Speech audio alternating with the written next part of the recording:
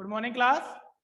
एक बार फिर से आज हम कनेक्ट हुए हैं विद्या विहार स्कूल की ऑनलाइन क्लास के माध्यम से, और चैप्टर 5 जो साइंस का है, the fundamental unit of life, उसके बारे में कल हमने बहुत कुछ डिटेल्ड में पढ़ा हुआ था कि सबसे पहले जो है इनको रॉबर्ट हुक ने 1665 में डिस्कवर किया, उस खुद के द्वारा बनाए गए माइक्रोस्कोप में। फिर उसके बाद बहुत सारे साइंटिस्ट आए जिनने इसके बारे में और डेवलपिंग तरीके से उसको सॉर्ट आउट किया, उसके बारे में पता किया। धीरे धीरे से करके ये अंदर तक पहुंचे कि इसके अंदर भी कुछ लिक्विड फॉर्म होता है। किसी ने इसके न्यूक्लियस के बारे में बात की। फिर आगे अपन चलते गए तो आया what is cell made of and what is the structural organism of the cell. कह रहा सेल जो है वो बनी किस चीज से, और structural organism of a cell के बारे में भी बताइए। तो we saw above the cell has special components is called organelles। कह रहा हमने देखा, इसके बारे में पढ़ा है कि जो सेल्स है उसके अंदर ऑर्गेनल्स होते हैं, छोटे छोटे कंपार्टमेंट जो होते हैं वो ऑर्गेनल्स होते हैं। And how is cell organised, तो सेल ऑर्गेनाइज कैसे हुई अपन पढ़ते हैं। We study a cell under the microscope, क्योंकि आप जानते हैं cell is the microscopic thing. Cell जो है इतनी स्मॉलेस्ट होती है कि उसे हम माइक्रोस्कोप की हेल्प से ही देख सकते हैं। स्पेशल फीचर्स वाला लेंस लेकर हम देख पाएंगे।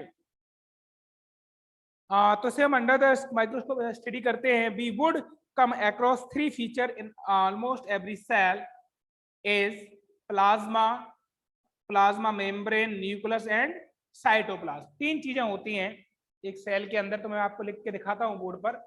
वो है, जो सेल है वो बनी होती है प्लाज्मा, प्लाज्मा मेम्ब्रेन,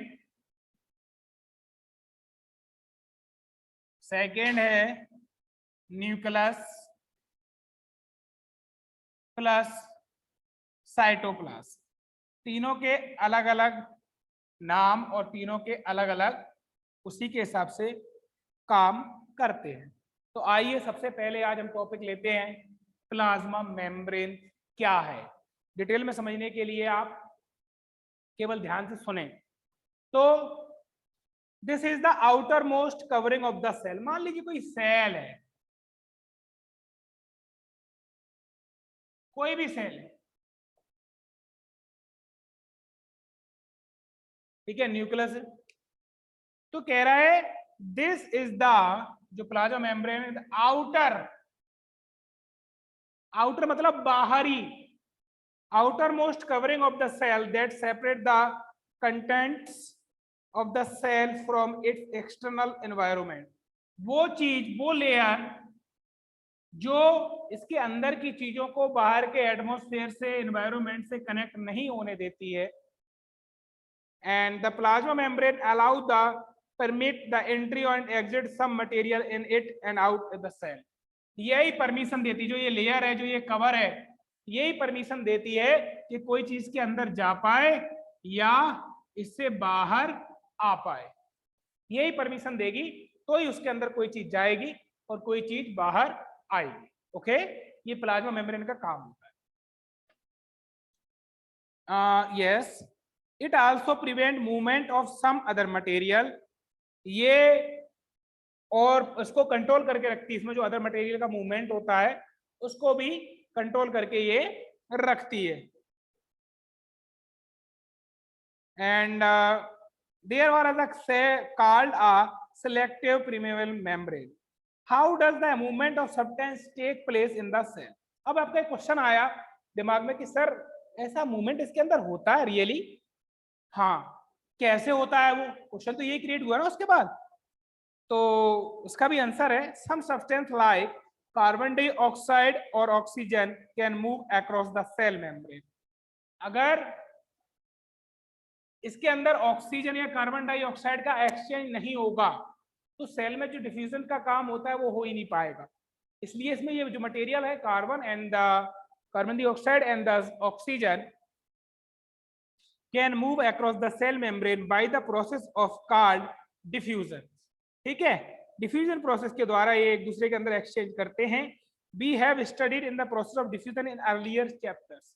डिफ्यूजन के बारे में आप पहले ही पढ़ चुके हैं। And the something similar to happens with the cell when example substance like CO2 and which is the cellular based and required to be concentration inside the cell in the cell's external part। जब जैसे कि ये internal अंदर चीजें हैं, इसके अंदर अभी अपन केवल इस दीवार के बारे में पढ़ रहे हैं जिसको प्लाज्मा मेम्ब्रेन कहते हैं। ये क्या करता है कि हर चीजों को इंटर और आउट करने की परमिशन यही देता है। अगर ये चाहे तो कोई भी चीज इसके अंदर नहीं जा सकती। तो इसके केवल और केवल ऑक्सीजन और CO2 को एक्सचेंज करने देता है, अंदर बाहर जाने देता है। ठीक है, अगला पॉइंट है सेल वॉल। अब सेल वॉल आती है जो कि इससे रिलेटेड होती है। सेल वॉल क्या है? जैसा कि plant cell in addition to the plasma membrane, plant cell में होता है, इसके अतिरिक्त प्लाज्मा मेम्ब्रेन के अलग extra have another rigid outer covering called cell wall. Animal cell में नहीं होता, प्लांट सेल में होता है। किसमें होता है? प्लांट सेल में होता है। एनिमल सेल में इसका अभाव होगा, अपन को देखने को नहीं मिलेगी। तो कह रहा है इसमें सेल बॉल भी होती है। क्या होती है? Cell ball. सेल बॉल से पर मतलब समझ गए होंगे, कोश की जो सेल को इन हिंदी कोशिका बोलते हैं, आपको हिंदी से इतना मतलब नहीं होना चाहिए। तो सेल बॉल मतलब सेल की दीवार। तो ये सेल की दीवार ही थी, है ना। तो इसमें एक्स्ट्रा होता है। तो the cell wall lies outside the plasma membrane. The plant cell wall mainly composed of cellulose।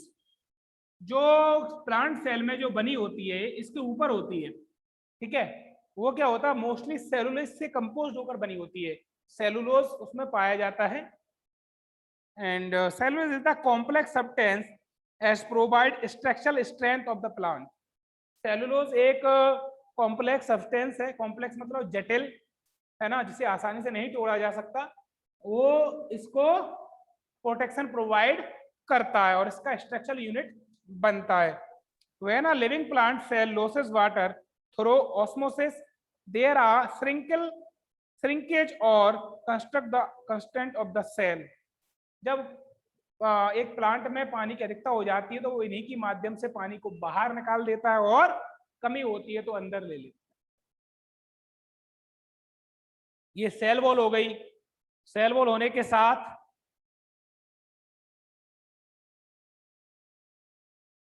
फिर आया न्यूक्लियस की बात। किसकी बात आई?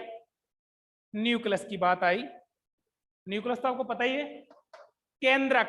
एक सेल का केंद्रक को हम न्यूक्लियस कहते हैं।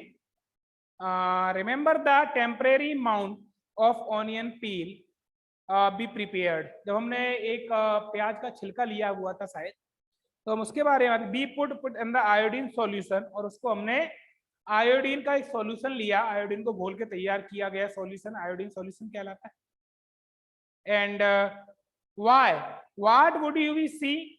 आपने क्या देखा? We try to observe peel without putting in the iodine solution. आपने उसमें आयोडीन सॉल्यूशन में रख के देखा और फिर आयोडीन सॉल्यूशन में बिना रखे देखा। तो आपने क्या देखा? According to their chemical composition different region of cells get coloured differently. आपने देखा वो छिलके का कलर आयोडीन में अलग रहा और उसको अलग रखा गया तो उसका कलर अलग रहा, यानी कलर चेंज हुआ। डिफरेंट जगह पर उसका डिफरेंट कलर चेंज हुआ। And yes, some region appear darker than other region. एक जगह पे दूसरी जगह से उस पर ज्यादा गहरा कलर आया। Apart the iodine solution is also suffering solution, methylene blue solution stain of the cell। आगे देखिए,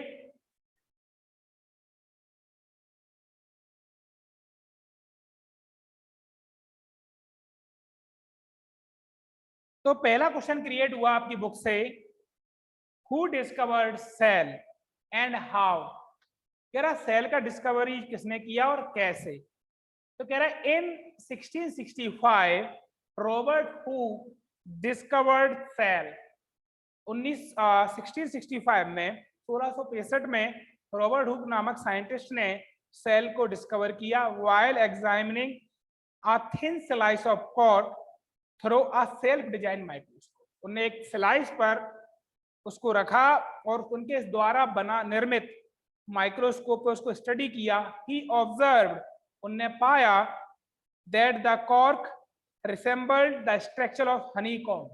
जो उन्होंने कॉर्क रखा उसमें हनीकॉम्ब यानी मधुमक्खी के छत्ते की तरह कुछ जाला सा बना हुआ था। एंड न्यूमरस टिनी कंपार्टमेंट, उसमें बहुत सारे छोटे छोटे कंपार्टमेंट थे। The minuscule boxes are referred to as a cell. उन बॉक्सों को, उन कंपार्टमेंट को उनने सेल का नाम दिया। ठीक है, पहला क्वेश्चन क्लियर है आपकी बुक का।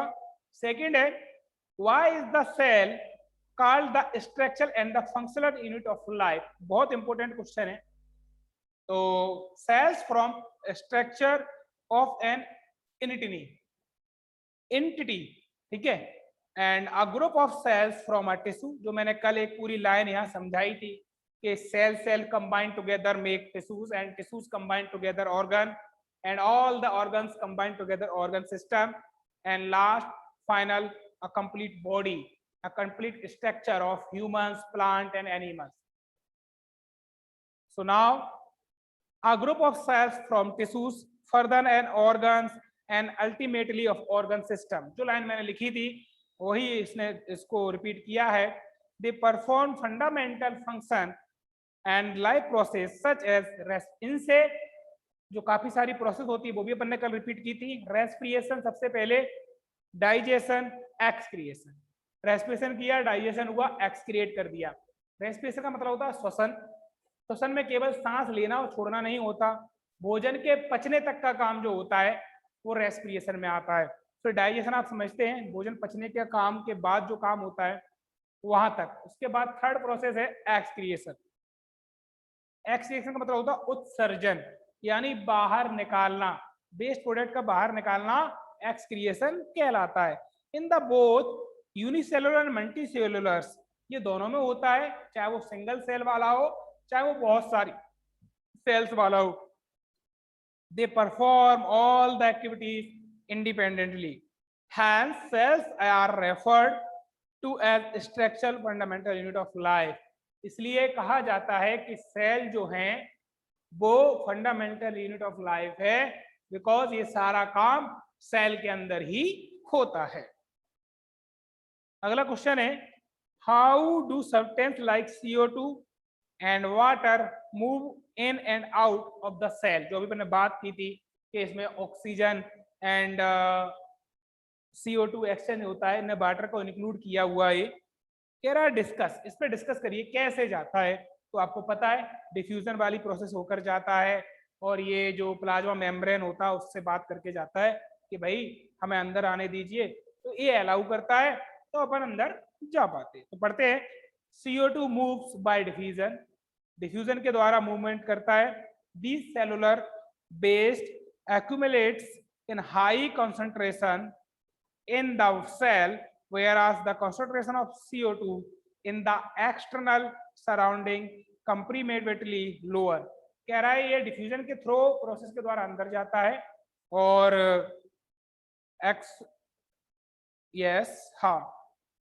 this difference is the concentration level inside and the outside of the cell। और वहां जो अंदर या घुसने का जो प्रोसेस होता है उसमें डिफरेंस भी होता है, जो बाहर होता है वहां की अपेक्षा अंदर ज्यादा कंसंट्रेशन होता है।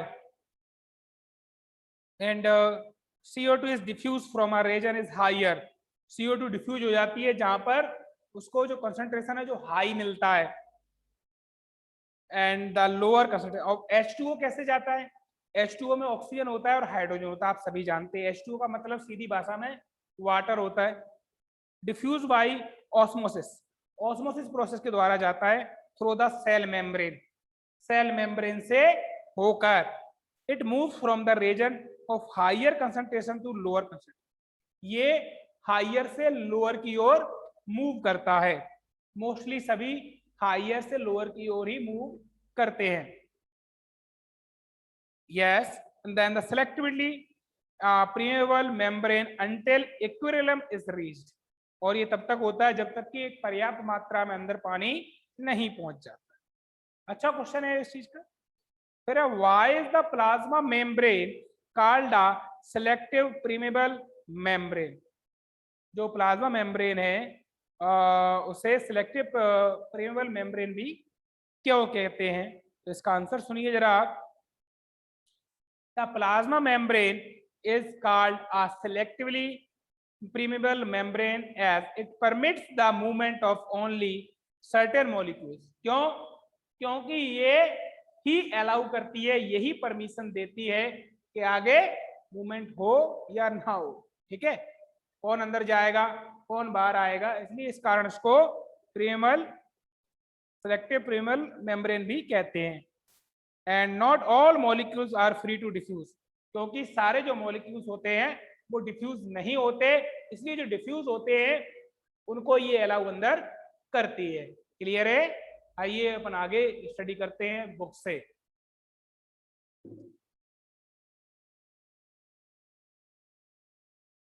इनके बाद अब क्वेश्चन आता है कि आप डिफरेंस बताइए prokaryotic cells and eukaryotic cells में।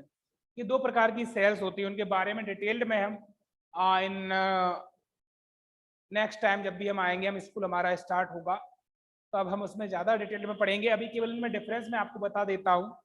तो कह रहा है प्रोकार्योटिक जो सेल का साइज होता है, मैं इनको लिख के दिखा देता हूँ आपको, है ना, जिससे अपन को दिक्कत ना हो।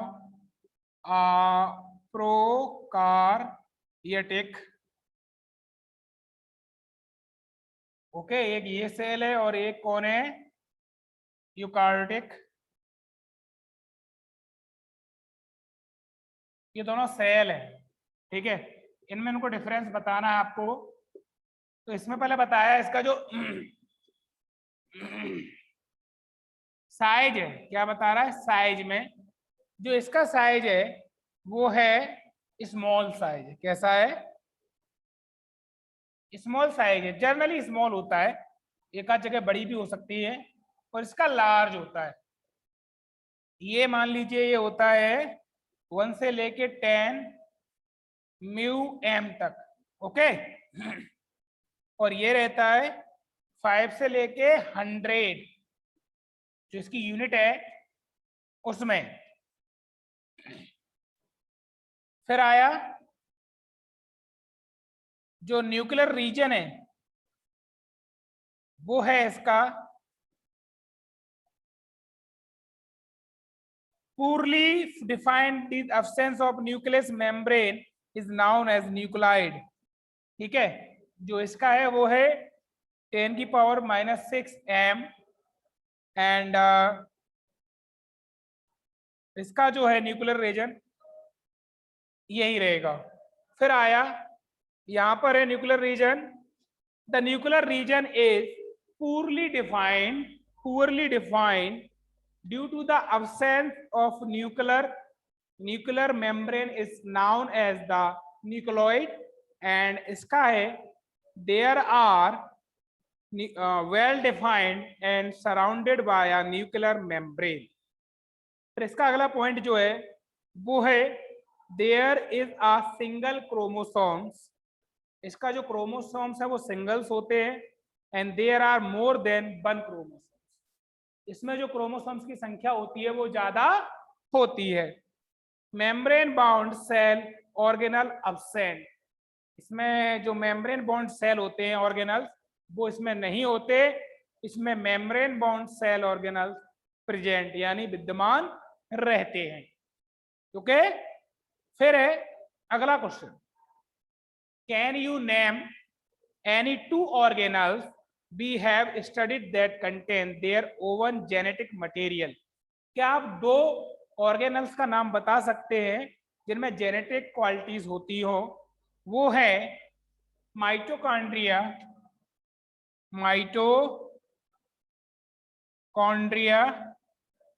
और प्लास्टाइड्स, ओके। ये है जेनेटिक ऑर्गेनल्स है। ये कौन है? Genetic yes, genetic organelles. ये जेनेटिक ऑर्गेनल्स हैं, माइटोकॉन्ड्रिया एंड प्लास्टाइड्स। ठीक है, यहां तक क्लियर है? तो जो आज का क्लास है वो आज यहीं तक रहेगा। अब आपके डाउट्स ले लिए जाते हैं।